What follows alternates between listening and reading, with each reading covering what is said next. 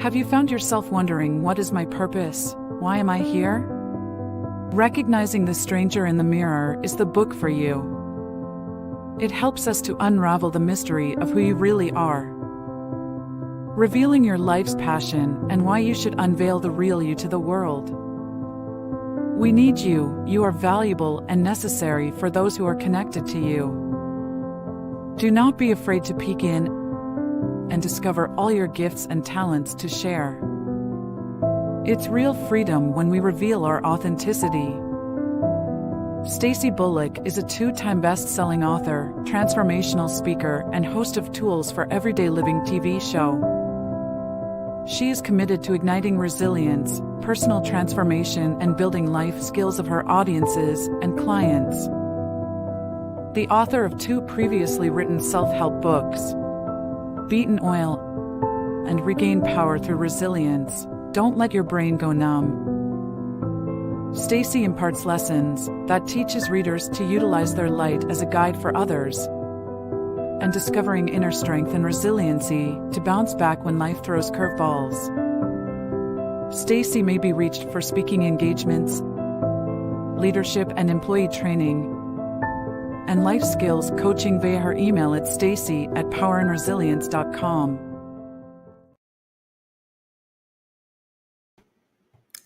Hello, everybody. Welcome to Tools for Everyday Living. I am Stacey Bullock, your host. And I'm not even going to waste a whole lot of time talking because I want to get my guest on here because I already know that lives are going to be changed. People's minds are going to be changed. Your heart is going to feel like it wants to now move forward with the next part of your journey. So I'm just going to say a little bit about him, and hopefully I will keep it all together here on national TV. My guest today is Bishop Joseph McCargo, and I can't even tell you enough about how he has impacted my life. I met him at a very dark time in my life, but he somehow allowed God to use him to cultivate this atmosphere that was safe for healing and safe for getting an understanding as to who you are in God. First of all, getting an understanding who God is and who God is in you. So without further ado, I want to introduce again Bishop Joseph McCargo. Welcome, sir. Well, hello there, Stacey. I trust that all is well, and to your audience, and whether you're listening to for the first time or this is your multiple trip, I want to say Stacey is, I think, one of the safest ears and voices of our day, and I'm looking forward to this discussion tonight. Yes, and I know that that's what it's going to be. I'm so thankful and grateful for this platform, for being used as the vehicle to change lives, and being able to have you on as my guest. Bishop McCargo has been in ministry. It says 38 years in the bio, but I'm going to say over 38 years. Probably almost from birth. That's the way I feel. And this is in the city of Hope in Columbia, Maryland. And the Energy Center was formed in 1989. Bishop, that's a while ago. What keeps you engaged and wanting to see this to the end? That's a very powerful question, and I have a very simple answer. I've learned how to manage and navigate through seasons, but I've also learned how to stay hungry, learn how to stay thirsty. I did not let any stage, any chapter in my life hinder me or shut me down, although painful, although some difficult moments and times, but to remain hungry and not be afraid to say that, to remain thirsty has probably been the salvation of my purpose and destiny. You know, it's interesting you even say that word to stay hungry. I've actually been studying it. I just created a folder not too couple days ago and named it Hunger. And there are a lot of songs in there that talk about the hunger. But I'm noticing that we're beginning to, when I say we, humanity is beginning to hunger after the things that are tangible, the stuff that they can, put their hands on. Now you have created this wonderful, what is called a hub for holistic services for the surrounding, what we might consider the DMV area, Philadelphia and New York. And do you see that people are starting to grasp hold to this thought of being hungry? No, I see people eating off of various and different plates. They've adopted diets, um, and we can't blame the pandemic. COVID didn't do it. The pandemic only revealed what we were hiding on the inside. And when we got a chance to act out what we were really hungry for, we ran after that. And so Mhm. when you get up against destiny knocking on your door or opportunity opening the window for you, you end up coming up short because the hunger level has to be revealed through discipline. We have a Mm. and talking about favor, but favor is an empty quest without having a background of servitude and consistency, but most of all, discipline. So I'll say it like this, that favor is a result, it's the fruit of discipline. But yet, Yes. there's a group of people who are coming to themselves. There is a move in the earth realm that's stirring up what we either lost or set aside, uh, ran away from. And so outside of us, destiny, the move of who we are and what we're really here on the earth to become is starting to stir us up again. So I know I said no in the beginning, but because of this organic move, we're coming back to ourselves. Yes, and I get that, but what, the part about you saying no at first, because I think about it from the Stacy standpoint, coming to myself and having an understanding of who I am and the power that we have the capacity to have, it can be a little scary to some people. And what would you say? Because you have over 300 churches and businesses that you're overseeing across multiple continents. How do you keep these people saying, I'm going to stay hungry? I'm not going to be afraid of becoming who I know that I can be. Sometimes I call it, there's this disconnect in the mind and the heart. The heart knows who you are, but the mind says something different. So how you keep all of them going?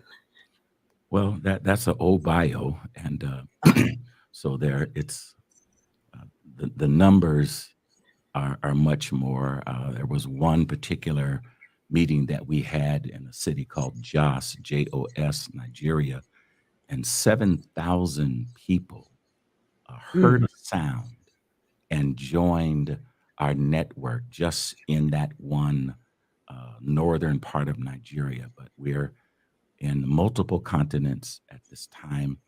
And but to answer the question is that I had to figure out what was my message, what am I in this earth to convey, and not to allow culture to drive my narrative or drive the narrative, but to get to the place where I honed in on getting to know who I was and what I liked and what I didn't like and what was I craving for. And I had to spend some time in this place that very few of us like, and it's called obscurity. Mhm. Obscurity is a defining place, a defining point. It's a refining place. But Mm. when you say, well, what do we say to businesses or to entrepreneurs or to somebody who's in the pulpit? They may be a pastor, or there may be a young person who just says, I've got this thing in me that I feel like I'm supposed to do, I want to do. The one thing I had to learn how to do is to reignite what education and religion took away from us, and that's the gift of curiosity. Mm. School education teaches our children in Head Start, do not be curious anymore. When they first start, their hand is in the air asking questions. By the time they get through high school, their hand is always down. They've learned what was told to them, and they have their spirit's been dull, their curiosity's been dull, and that's the same thing that's happened via religion. Religion wants you to be a parakeet. It wants you to be something that just repeats what you've heard. I grew up in an era where we were told, don't question God, don't ask God no questions. Well, you'll be the dumbest person on the planet if you follow that trend. And so I had to learn how to reignite curiosity. There's 8 billion people on the planet as we speak, five or so different gen types existing. Never before this amount of people sharing the planet. Every last one of them have been assigned a purpose. Every last one of those 8 billion plus people have giftings and talents and abilities. And so, what we do, or attempting to do, is to find every resource possible to reignite and give people back the gift to be curious. Hmm. Yes, have often said, and it's unfortunate, but now that I know that I did not dream as a child. And maybe that's why I'm now having so many explosive moments of dreams and wanting to fulfill and go after things. It's been all bottled up, and now it's just all coming out at one time. And you mentioned a couple words here that we might have lost some folks when you said those words, but I hope they stuck around, because I want you to talk about discipline, consistency, discipline and consistency, and how they should be a part of our everyday life.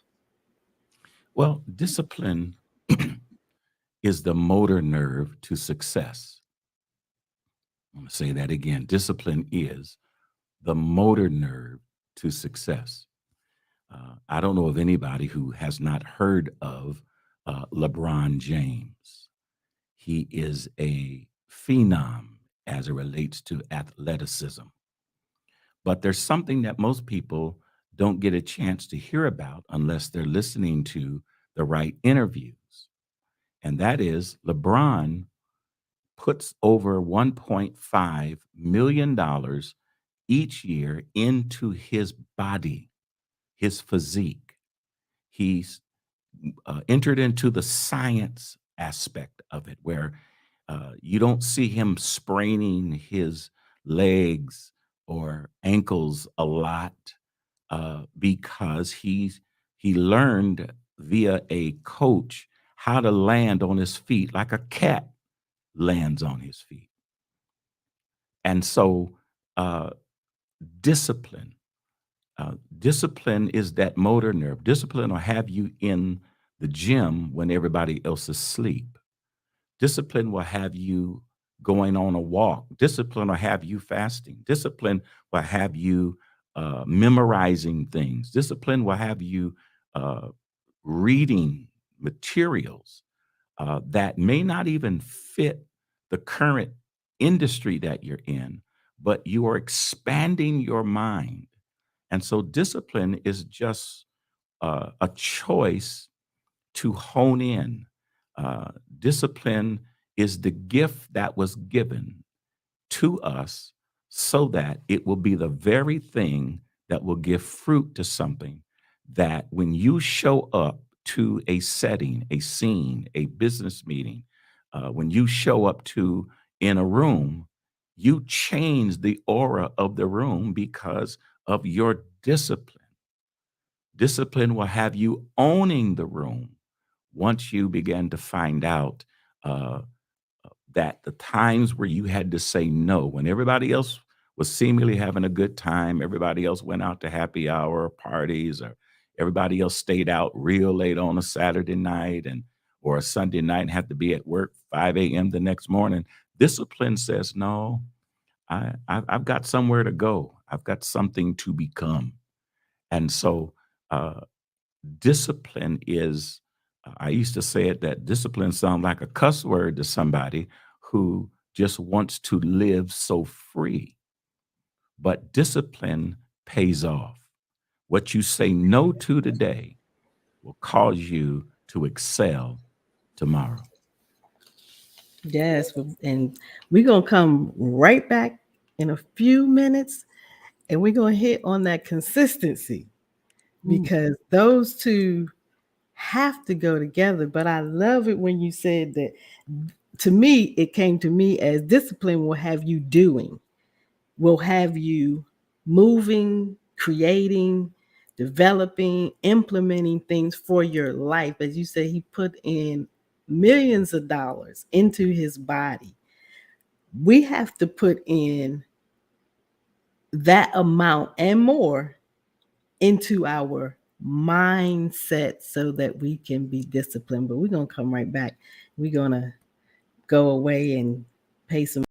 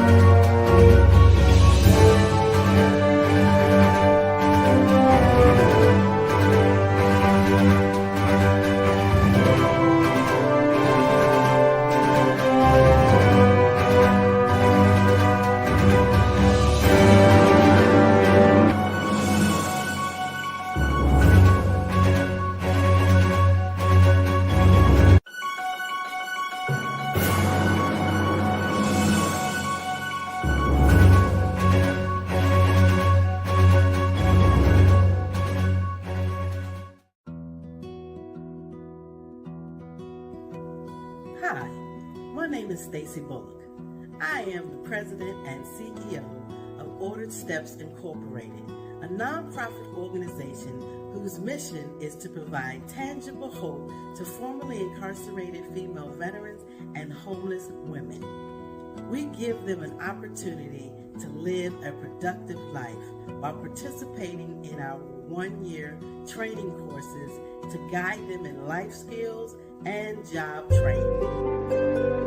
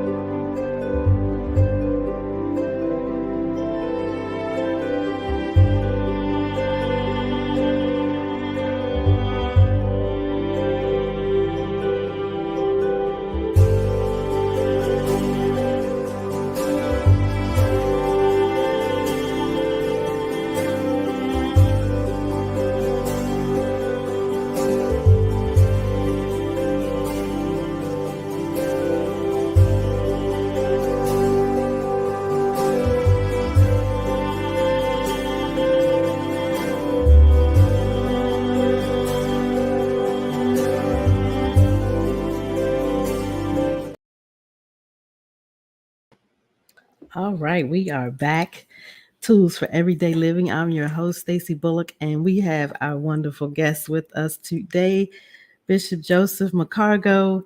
And we are going to just go right back and dive right into consistency. Discipline and consistency, I think, will be the telltale sign as to whether I'm going to be successful or whether I'm going to be unsuccessful. I want to share this with you. When you look at success and failure, they begin with a conversation. And if you are consistent with either one of those areas, whatever your target is, if you want to be successful, you're going to have to stay consistent to the instructions that were given to you in a conversation with somebody. Each of those have someone at the gate that will help you to where you've never been before. I like to say it like this: you were not born for failure, you were talked into failure. You were born for success because you were given the right template to be consistent with. Now, consistency is costly. Consistency will cause you to gain friends and it'll cause you to lose some friends. Consistency will cause you to end up in conversations, be around groups of people that you weren't groomed to be around. But consistency will get you into doors, into rooms, into uh, getting inside of some boardrooms that you would never have been able to aspire to except that you were consistent. That means starting where you are now, not comparing yourself, but starting where you are right now. Comparisоnism is a toxic arrow shot into somebody that takes away their ability to be curious, their ability to be one who is consistent and just rubs discipline out of the way. Discipline and curiosity, discipline and consistency will cause Mhm, you to have to make some sacrifices. Sometimes, Stacey, mhm, consistency and discipline will have you saying, I like these people, I like this person, this guy, this woman, these people I've been around, but I'm trying to go somewhere, and their mhm. inconsistency is injuring my vision of the possibilities that are on my life. Yes. And so when you said that, it just brought me to thinking about our commitment that we make, first of all, to God, then the commitment that we make to ourselves. So often people are uh, revoking or relinquishing their own commitment to themselves. And that is a place where people just really shouldn't go, because if we stop committing to saying, yes, I am going to succeed, I am going to fulfill purpose. So with us uh, not having commitment, what does that do to a person? How does that take them off the tracks of being going in the right direction to fulfill their purpose? The truthful answer is, if somebody doesn't have discipline, if somebody doesn't have consistency, if somebody doesn't have focus, you are guaranteed not to fulfill whatever you're dreaming about. You're not Mm, serious with your destiny. Anybody that is not disciplined or learning to discipline themselves will be obese in in their mind. They will never be able mm, to grow and be effective. You cannot mm, say that you're serious about making a difference on this planet mhm. except that we see the fruit and the discipline of consistency. do you think they were all here to make an impact, leave an imprint here on Earth? Out of 8+ billion people on the planet existing tonight, I'm here in Maryland, you're in California, which I'm from California. And every single individual has been assigned to be an impact, not just make an impact, but to be an impact. So the answer is yes. Every single person. And that does not mean that we'll do the same things, but everybody has something that they're good at, whether Yes. they've discovered it or not. You see, assignment is not just your decision, it's your discovery. That was so well put. So, can you say that again for us? Assignment is not your decision, it is your discovery. You find out what you're good at. What do you mean, what you're good at? That at any point or time during the day or night, if you were to be awakened or come in contact with something that you have hidden in your heart, a desire, a will, a cause, when you see what it looks like on the outside, that's when you begin to identify an assignment. So, I always say the books that I've written, they were in here at one point, couldn't be seen, but now they're actually tangible. And I just use that as an example for people to hopefully understand that, I stumbled upon that gift. That wasn't something that I actually was writing and was told to never write again at the age of 10. Mhm. And I'm thankful that those words that were spoken to me could be healed within me. And now I can still go forward and be still right. But nobody would have known that those words were inside until we actually decide to produce them where they can be seen. So you're saying that we need to make sure that when we do stumble upon those things that we like and we see it, trust it. Should we and we should believe that we're capable of doing it, right? I'm from a little town called Oceanside, not too far from where you are. And who would have thought that a guy who wondered what all this was all about, terms of life, don't nobody know me. Um, I felt inadequate. I just felt like here's these people that I'm living with. They eat, they sleep, they go out to work or school and come back. And I'm scratching my head and saying, it's got to be more than this. And to see what I've been able to do, accomplish, and the places I've been able to go is mind blowing to me. Every person has opportunities on a daily basis given to them. But the problem is that opportunities are not wrapped in Christmas paper all the time. Opportunities come through difficulties. As we speak right now, um, they're teeter-tottering on the big R word, recession. Well, do you not realize that the next set of billionaires and now trillionaires are going to be birthed in this recession climate, whether it's real or not real, whether it's a pandemic or whatever it is?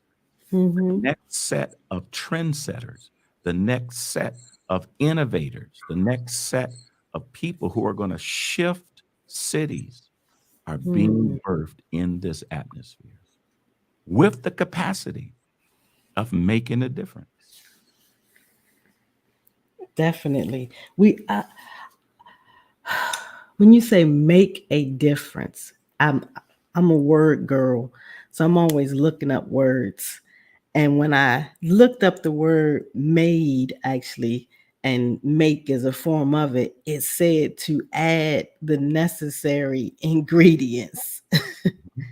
And sometimes, I put ingredients in food all the time. If you eat it by itself, you think, ew, no, that doesn't taste good. So if you just bite right into the middle of a red onion, it's probably going to burn your nose, your tongue, a whole bunch of stuff. And you would think that it would not be something that was necessary to make something taste good. But when you put some onions, I'm just gonna say, in some gravy, probably, what is gravy calling my name? I haven't had gravy in a long time. But you put some gravy and some onions and it gets to simmering and smelling up. It is a wonderful smell, a wonderful aroma to the nose, and it makes people feel good. But if you bite right into that onion, it's not gonna be good for you. So yeah, when we are when all the necessary ingredients are added for us to produce, it's not always a fun time. And like I said, I came to your church at a very dark place in my life, and I am so thankful that I was able to um, be ushered into this atmosphere that literally changed my life. And I just want you to talk to us a little bit about because we talked about, when we come to a place, when we go to a room, when we show up, what comes with us? How do we prepare ourselves to change an atmosphere? Well, and I appreciate your compliment. I remember when you were here, and I remember those times, those moments that you reference. But I knew you were more than, no matter what had tried to attach itself to you, you were better than at that time. And most of the times we dangerously look at those moments and think that we really know somebody. Well, Mhm. part of what's on my life, or what I hope that I can say it this way, I'm gifted to do, is to help someone to not just bring an atmosphere, but to learn you are an atmosphere. Do you not realize that when you show up to a setting, somebody's been waiting for you? Literally, sometimes people are going to say, "Do I know you?" It's because they recognize the energy, the inertia you walk with, and they gravitate to that.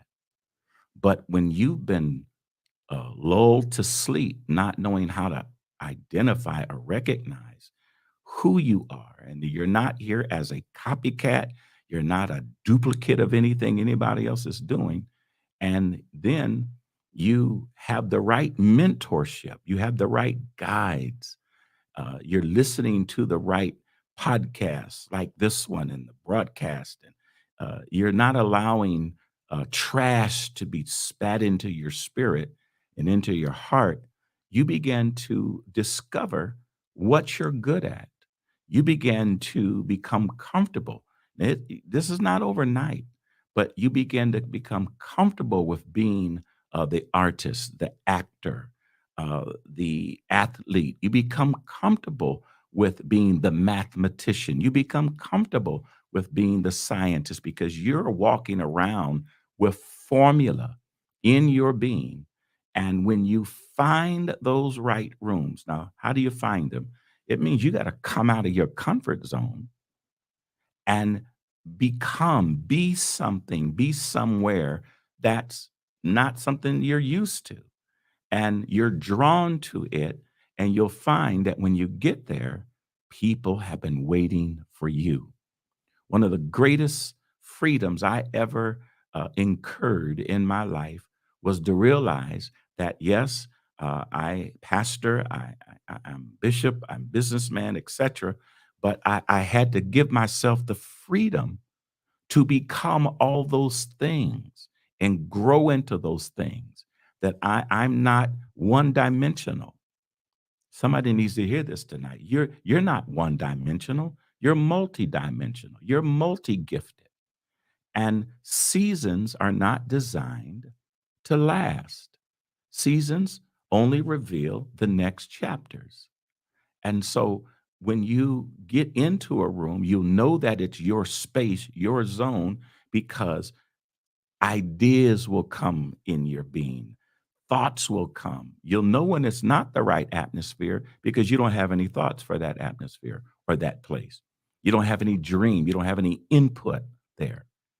When you find your atmosphere, your space, I'll say it like this: when you find your zone, you'll know it because ideas will be there, dreams will be there.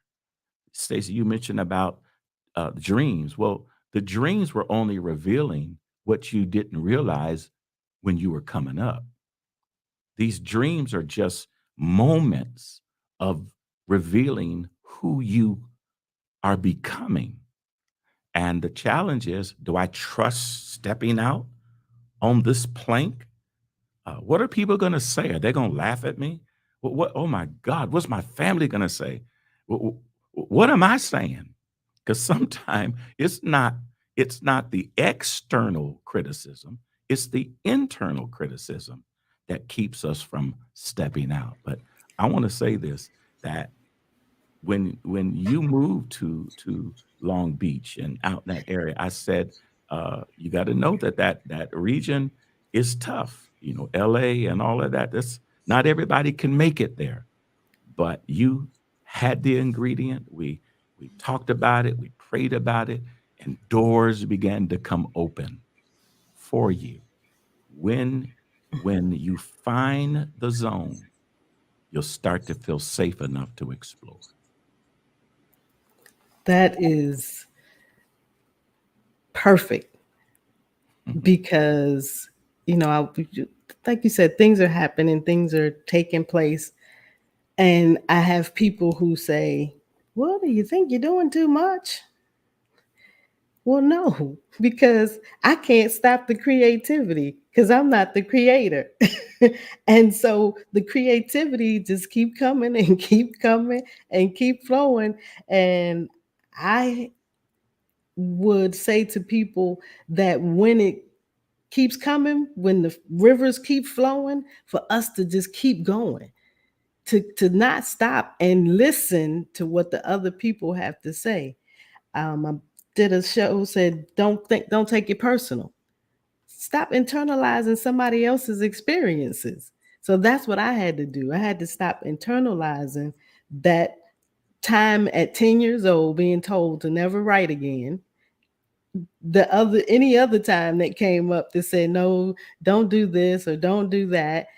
Go to school and become whatever. I just wasn't into going to college, even though I went late, but I still went, but I went to go after something when I started to understand who I am, so that it wasn't as dreadful as it could have been. People get into stuff. I say it all the time. You got the person at the door who's usher, and they need to be in the back cooking because they are not a people person. And we find ourselves in places that, no, this is not my flow. This is not where I need to be. God gave me an acronym for flow, and it says fully living, outwardly winning, Wow. flow. So when we are fully engaged, as what you're talking about, but it takes something that I learned, and I'm going to just put these two words out, Bishop. We're going to take one more break and come back. But the two words are effort and energy. And what I learned in physics is that effort and energy equal power. So when we come back, we're going to hear about some effort and energy equaling power. I'm Stacey Bullock, and I'm committed to waking your power to bounce back quickly from life's challenges. I've learned there is power in resilience. There was a point in my life when I closely identified with the Sade song, soldier of love. Mostly what I Hi, this is Stacy Bullock of Ordered Steps Incorporated, and I am here with Miss S, and she has been one of our favorite clients who we were able to assist.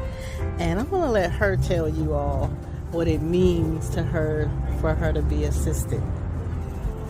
Okay, well, before I met Stacy, I'd been homeless for about 20 years here in Long Beach, California. But since I met Stacy, I mean, she got Missy involved with me, and now I'm inside. We've been inside for a little over 2 years, and we're doing better. Me and my dog Coco, and I mean, she's helped me out so much. I don't know what to do.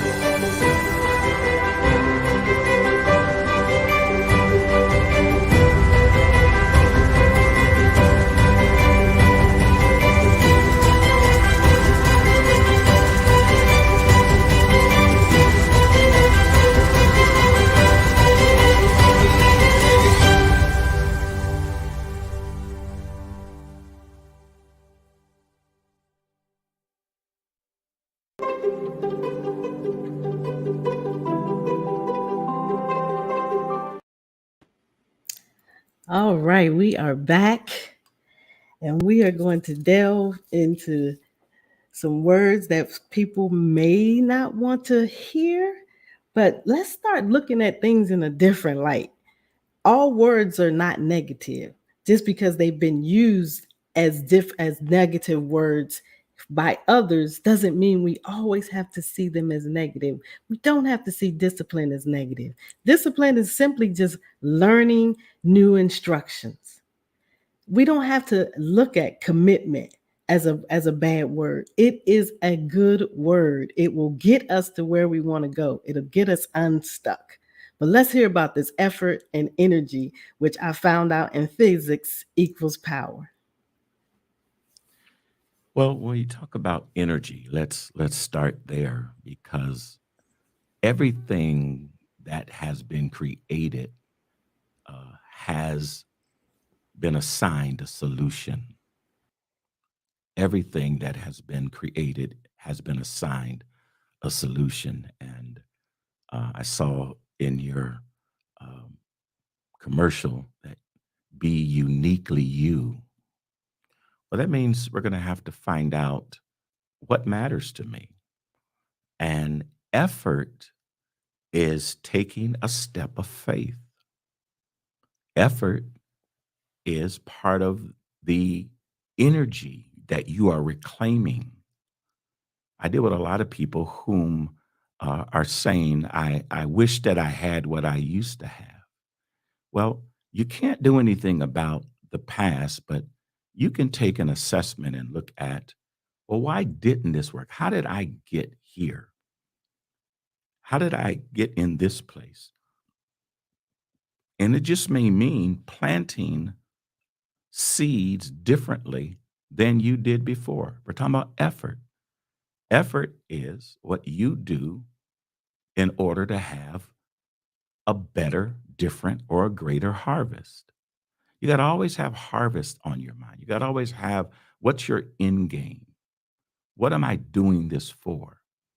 And you'll begin to find that as you begin to make the effort, that things will begin to line up. Not overnight. I give it to you. Some things take time. But you know what? It's because what's causing you to have to step back sometime and sometimes start again is really because the opportunity for you to affect hundreds and thousands of people are hidden within, draped within that new start, that effort.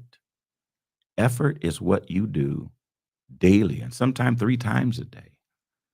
And sometimes you have to get to the place where you got to say, no matter what this looks like, no matter what I've been through, no matter if I don't have the money, I'm still going to make the effort. Angel helper shows up when effort is given, but energy, I don't know that I want to be around people who don't have energy. Um, Energy is the necessary ingredient to shift things around. It's the fuel that causes you to keep going no matter where you are in the spectrum. Energy. A speaker who has no energy is boring. Uh, an individual who works at a fast food place with no energy is boring. And I won't go back to that place. I, I, I don't I, I don't like folk who don't have energy. Uh, I get it. just have some exuberance. You know, it don't cost you much to say hello or good morning. Uh, but energy, I'm finding, comes as a result of the lack of focus. So when you lose energy, it's because Mm, you've allowed something external to become internal, and you begin to miss uh, energy. Energy is that necessary ingredient that helps you to keep going. Both are choices. mhm. Both are choices. So when do we make this choice? Now, When right now, I can't make for yesterday. Whatever happened last year, I'd have been a bad, difficult year. But you know what? Now, Mhm. I can begin right now. Yes, I want to say to you with that saying that you said a little while ago, start where you are now. When my mother passed away, and that's been almost 30 years now, Mm. you told me that. And that has stuck with me from that moment. And it'll be here until I'm not here no more. And that really helped because at the time, my brain was saying, I feel like all my puzzle pieces just, it was like I was like a puppet and somebody stripped the strings out and all the blocks flew all over the place.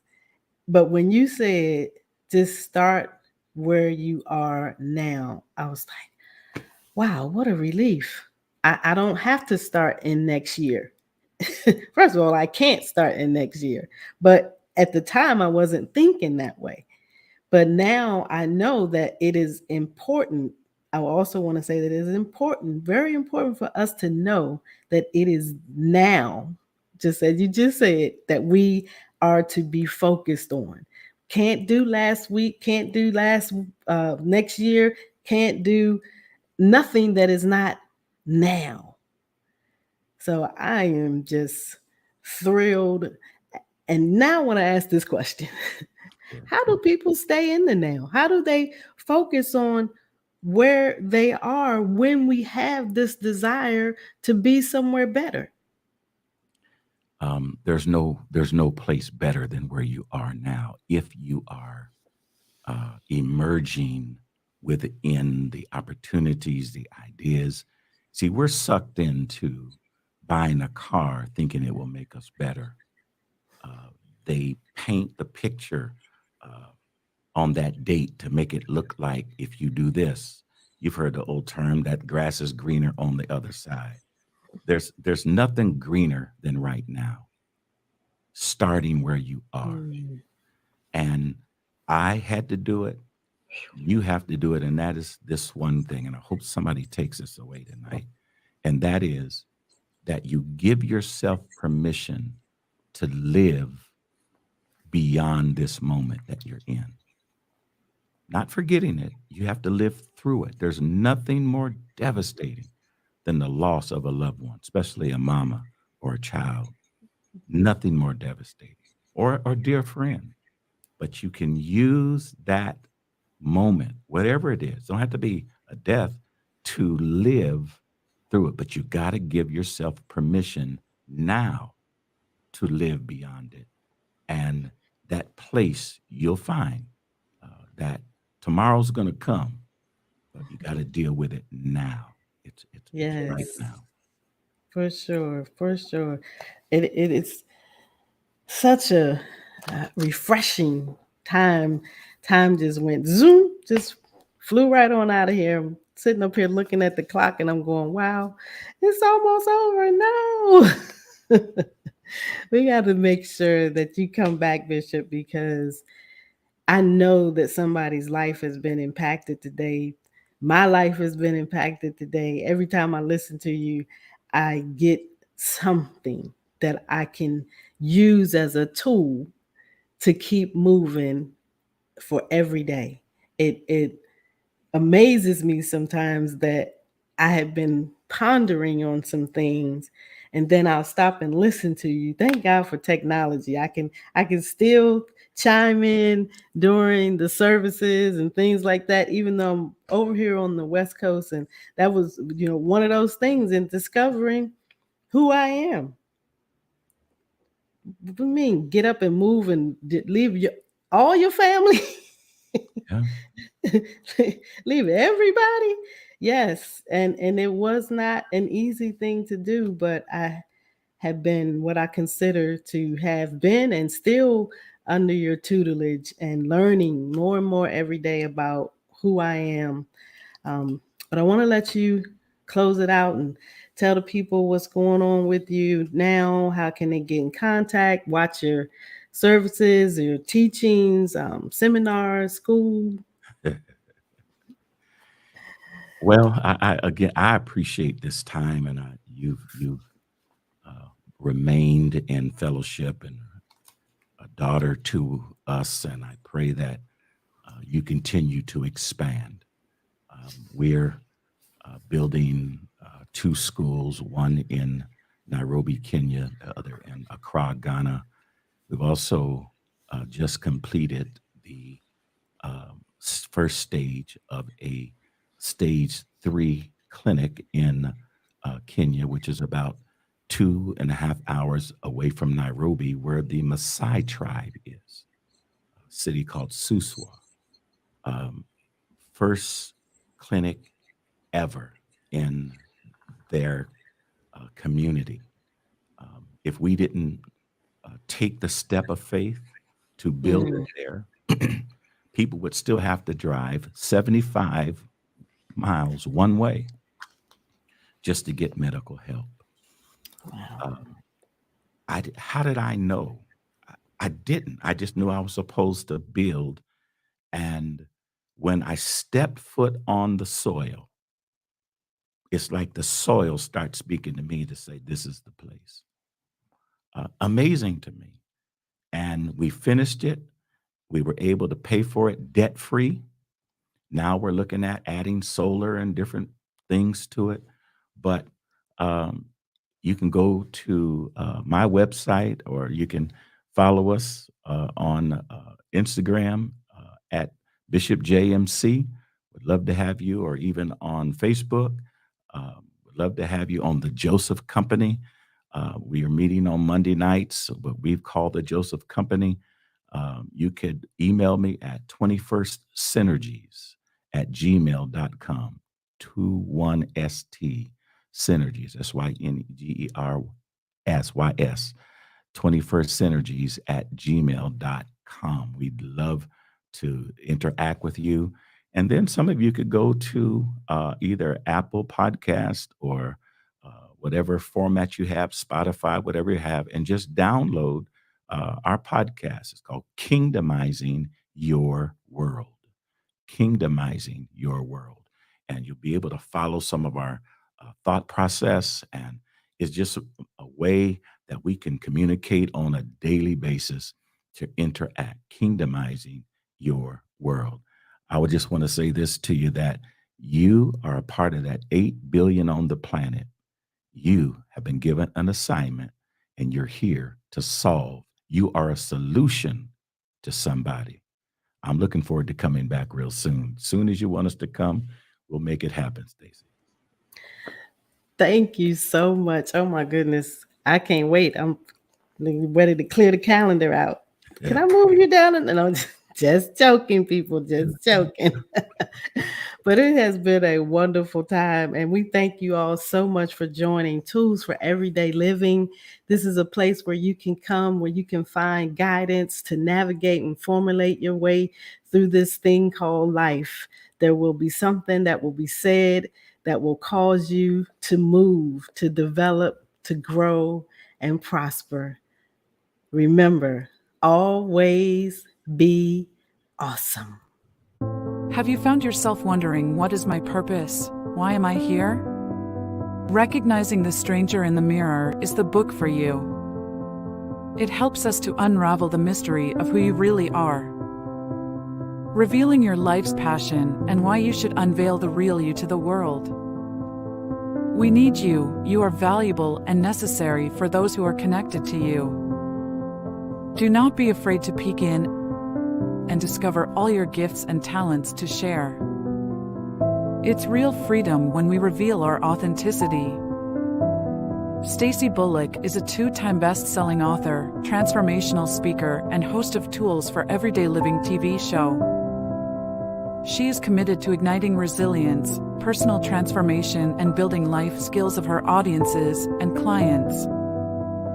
The author of 2 previously written self-help books, Beaten Oil and Regain Power Through Resilience, Don't Let Your Brain Go Numb. Stacy imparts lessons that teaches readers to utilize their light as a guide for others and discovering inner strength and resiliency to bounce back when life throws curveballs. Stacy may be reached for speaking engagements, leadership and employee training, and life skills coaching via her email at stacy@powerandresilience.com.